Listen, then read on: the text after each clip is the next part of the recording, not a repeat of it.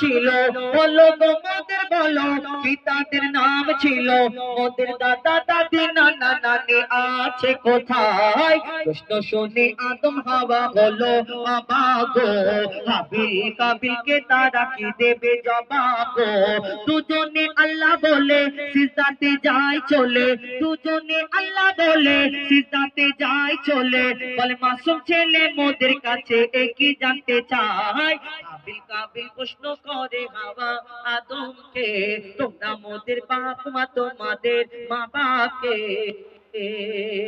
তারপর পিতা আদম কি উত্তর দেবে? কেন তাদের তো বাপ মা ছিল না, তাদের কেউ জন্ম দেয়নি, কি বলবে, কি উত্তর দেয়? কবি ছন্দের মাধ্যমে আরো লিখছে দেখো, ওই বলছে আদম শোন তোরা শোন, মানব জাতির মাঝে সৃষ্টি আমি প্রথম, ওর পাঠিদার হাড়ে খোদা হাওয়াকে গড়ে, আর কন্দম খেলাম দুনিয়ায় এলাম জান্নাত ছেড়ে, ওদের কেউ জন্ম দেয়নি মোর মায়েরই দুধ খাইনি, ওদের কেউ জন্ম দেয়নি মোর মায়েরই দুধ খাইনি, পাইনি মোরা মা বাপের ভালোবাসা, ওদের নেই বাপ মা মোরা এতিম দুজনা, মা বাপ কি মোদের জানা হলো না, দুজনে এতিম মিসকিন নেই মোদের মা বাপের দিন, দুজনে এতিম মিসকিন নেই মোদের মা বাপের দিন, তাই মানব জাতির পিতা মাতা মোরা দুজনা।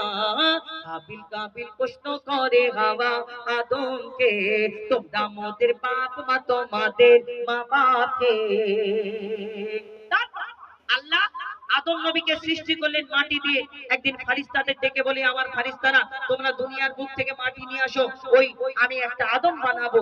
আল্লাহ যখন এই কথা বলার পরে ফারিস্তারা সে বাধা দিয়েছিল, বলেছিল আল্লাহ এই দুনিয়াতে তুমি যে আদম বানাবে বলছো, এই দুনিয়াতে ওই আদম বানানোর আগে আল্লাহ তুমি যে একটা জিন জাত সৃষ্টি করেছিলে, আল্লাহ একটা জিন জাত সৃষ্টি করেছিল আল্লাহর ইবাদতের জন্য, কিন্তু সেই জিন জাতটা আল্লাহর এত নাফরমানি করলো, আল্লাহ বললো ওই জিন জাতটাকে ধ্বংস করে দাও।